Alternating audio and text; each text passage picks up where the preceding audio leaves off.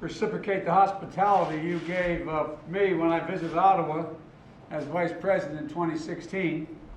The sooner we get this pandemic under control, the better, and I look forward to seeing you in person in the future.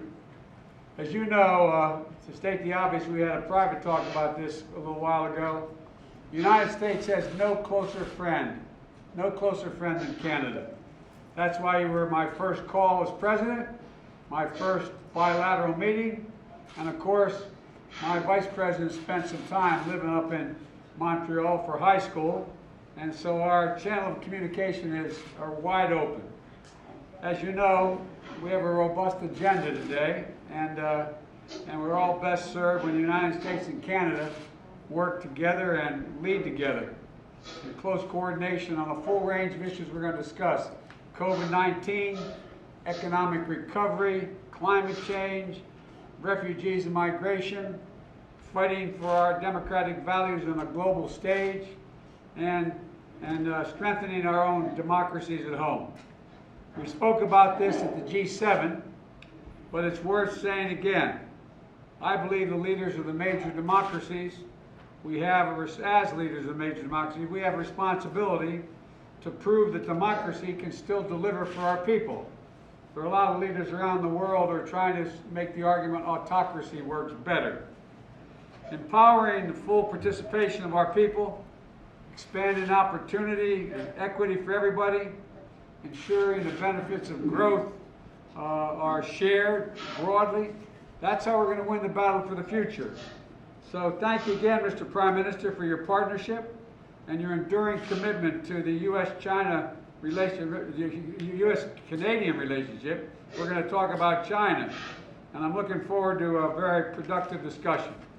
The floor is yours, Mr. Prime Minister. Thank you very much, Mr. President. It's so good to see you, Joe, and it's such a great opportunity for us to sit down and talk not just about this extraordinary friendship between our two countries, but all the work we have to do together to get through COVID, but also to keep making sure we're pulling our weight around the world and making the world a better, safe place for everyone, not just with this pandemic, but with everything else as well. It's a real pleasure to be able to see you today alongside Vice President Harris. I'm glad to be joined here by our Deputy Prime Minister, Chrystia Freeland, and our Foreign Minister, Mark Garneau, whose birthday it is today, so it's a special celebration for him.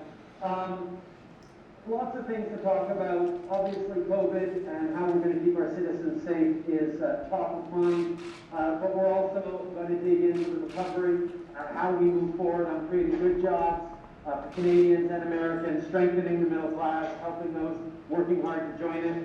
As we move forward, there's a lot to rebuild. We're also going to talk about climate change, and thank you again for stepping up in such a big way on tackling climate change. U.S. leadership has been sorely missed over the past years, and I have to say, as we're preparing the joint rollout and communicate from this one, it's nice when the Americans pulling out all references to climate change and instead adding them in. So we're really excited to be working with you on that. Lots more to do. C'est un grand plaisir de pouvoir m'asseoir avec vous, Président Biden et Vice-président Harris, pour parler évidemment de la COVID, pour parler de la reconstruction économique et de la création d'emplois pour les Canadiens et les Américains dans les mois et les années à venir, et la lutte contre les changements climatiques qui demeure un élément essentiel de notre avenir, mais aussi de notre présent. I'm really looking forward to engaging with you all on these issues over the coming hours, but especially looking forward to getting to know your whole team as well. Vice President Harris, it's great to see you here. I'll turn it over to you now. Thank you, Mr. Prime Minister. It is good to see you. It was good to speak to you on the 1st of February. And as the President said, I spent many of my teenage years living in Montreal when my mother was teaching at McGill University and doing her research at the Jewish General Hospital there. So I have fond memories of my time in Montreal, and certainly left me with a lasting impression about how much our two countries have in common in terms of shared values and priorities. And as the President has said, we have a lot to do, each of us, and together we can do a lot of it in addressing COVID, in addressing the impact of the pandemic on our countries, looking at where we have possibilities to work together, not only in terms of the public health and economic struggles of our country, but also what we have in terms of shared values around addressing the challenges of climate change. We look forward to working with you on that and many others. We are neighbors, we are friends as a country, and the challenges that we face not only are, as we have said, about COVID and climate change, also, as the President will talk about and has mentioned, our challenges in terms of China and Russia and what we can do in terms of working together on that, and working together in terms of strengthening and modernizing the UN and WTO. So we look forward to working with you. It is good to speak with you. And I'll now turn it over to Deputy Prime Minister Freeland, and I look forward to hearing from you. Thank you. Madam Vice President, it gives me such pleasure to address that term directly to you. And I have to tell you, your election has been such an inspiration for women and girls across Canada, especially for Black women and girls and for South Asian women and girls. So many of them have told me that directly. I am so looking forward to working with you in your administration on conquering COVID, on working together to be sure our economies can come roaring back. I couldn't agree more with what the President said, that we have a real responsibility now, all of us, to show that democracy can deliver for our people, for Canadians, for Americans, and for the whole world. And with the friendship of everyone in this room and that virtual room, I am pretty confident we're going to do it. Madame Vice-Présidente, que ce soit votre tante à Mississauga ou vos amis anciens à Montréal, tous les Canadiens sont si fiers de vous.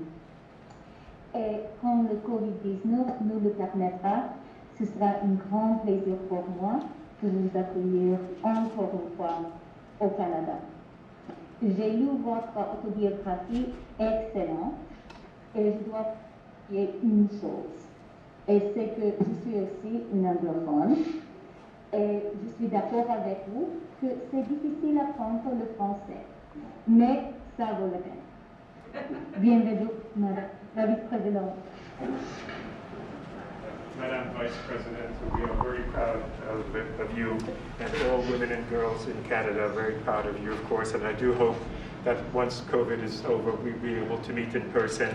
And indeed, French, I am myself an English speaker, and French is a difficult language to learn, but I do believe that it is well worth it. Moi aussi. Merci beaucoup. Well, before we go on, I want to make sure you know Anthony Blinken, our Secretary of State, sitting here, right? And the fellow down here on the right-hand side is a guy named Jake Sullivan. He's the National Security Advisor. And the National Security Council's Senior Director for Western Hemisphere, Juan Gonzalez, who usually speaks Spanish to me, which I struggle with as well.